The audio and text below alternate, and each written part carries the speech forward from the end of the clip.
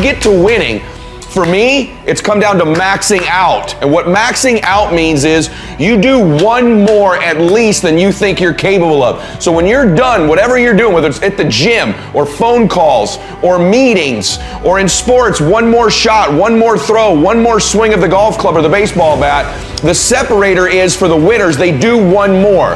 I'm addicted to one more. And so I want your mantra going forward to be one more. What does that look like if we're working out? That means when we're in the gym and we say, I'm gonna do 5 sets of 10, I'm crazy.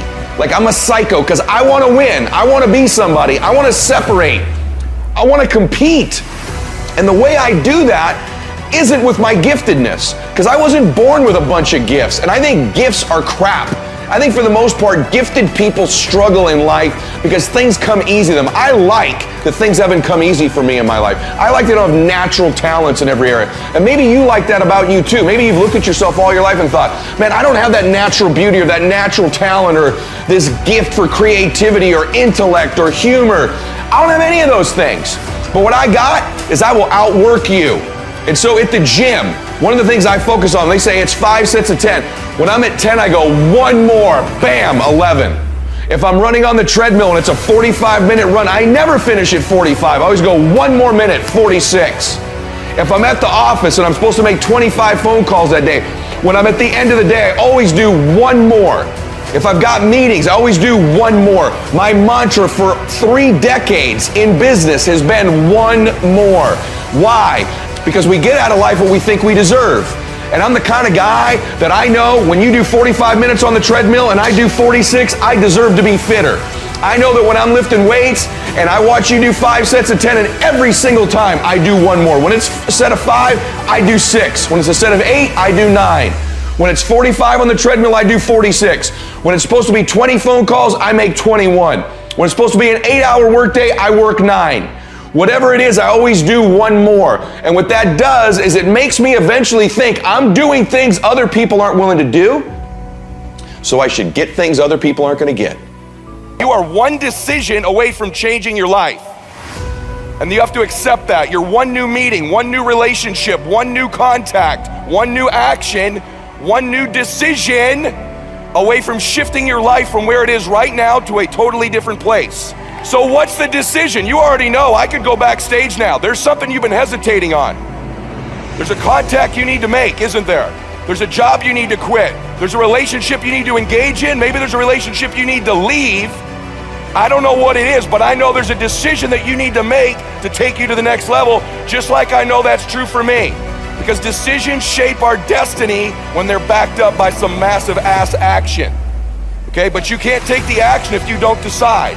Everyone say yes. People avoid being desperate. Think of the fact they come here tonight and they're down. They're not where they want to be financially. Their relationships aren't what they want. Maybe they're in a desperate place, and you might think that's a negative thing.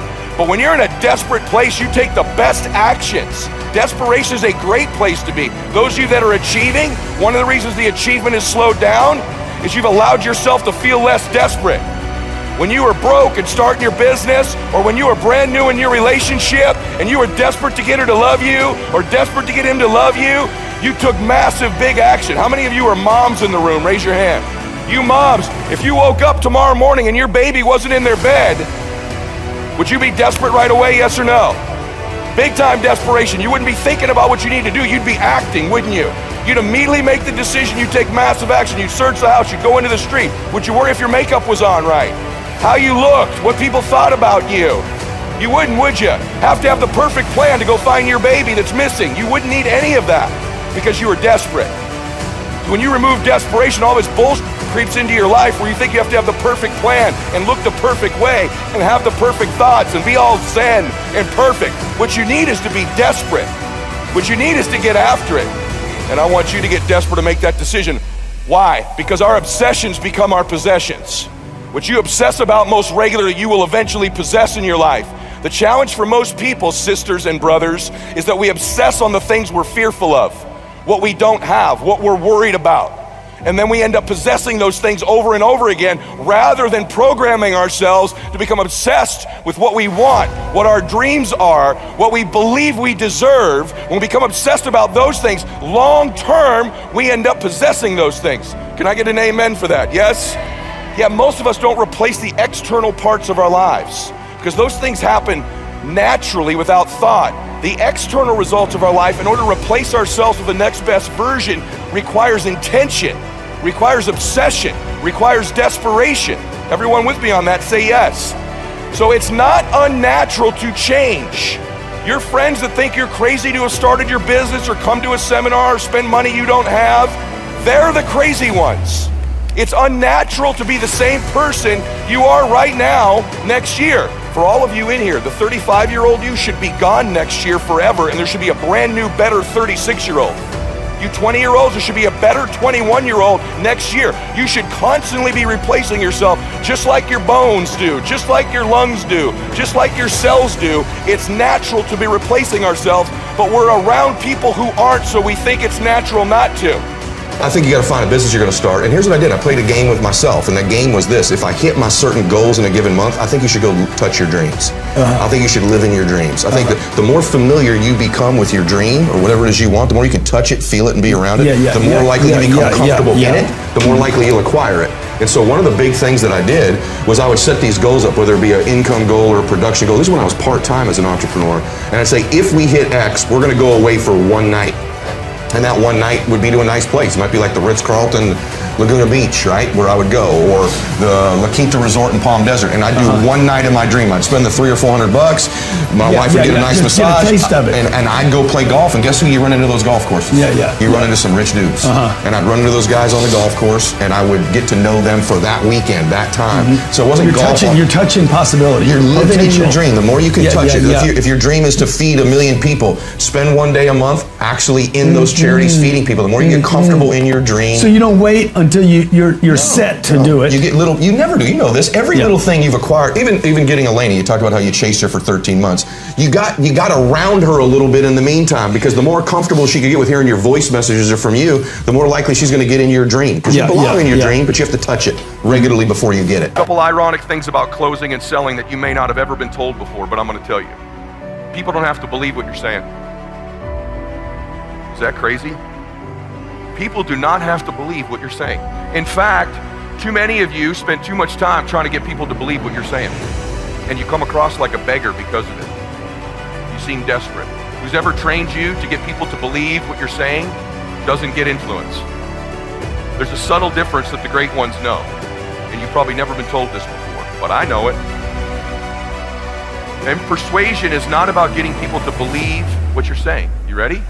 Persuasion is about getting people to believe you believe what you're saying. That's a subtle difference, brother. That's a subtle difference, sister. If you start to think through, I need to get people to believe I believe this, not to get them to believe it. People buy things all the time they don't believe. People buy things all the time they don't understand. That's okay. We want to educate, we want to train, but they don't have to believe everything you're saying. If they have to do that, you're going to look like you're begging all the time. They got to believe you believe it. That's a different intention. The most certain person always influences the less certain person. When you're exchanging with a recruiter or a client, they're either going to close you or you're going to close them. And that's certainty. Certainty is influence. And you can't transfer to me something that you're not experiencing for real. You have to really believe it. You got to really be a crusader. You got to really understand it. When you really believe something, you could transfer that certainty to me. Everybody with me on that? Say yes. This is a huge deal. It's a huge deal that you need to begin to understand that persuasion is they believe you believe what you're saying. I love that most people don't take anything seriously. I love that most people aren't coachable. I love that most people don't do what I teach or that anybody teaches. I love that. That's how certain people win. Half y'all haven't written a damn word down I've said. If you were in my team, I'd slap the hell out of you. I don't say that disrespectfully. I say this as a dipshit who had a Velcroed car. I don't say that talking down to you. I say, wake up! You want to win? You want to be a millionaire? You got to quit being so casual. You walk slow, you talk slow, you implement things slow, you talk a good game like you're going to be somebody, like you're going to make hundreds of thousands of dollars. You can't even write a note down. You're going to get your ass kicked in business, dude.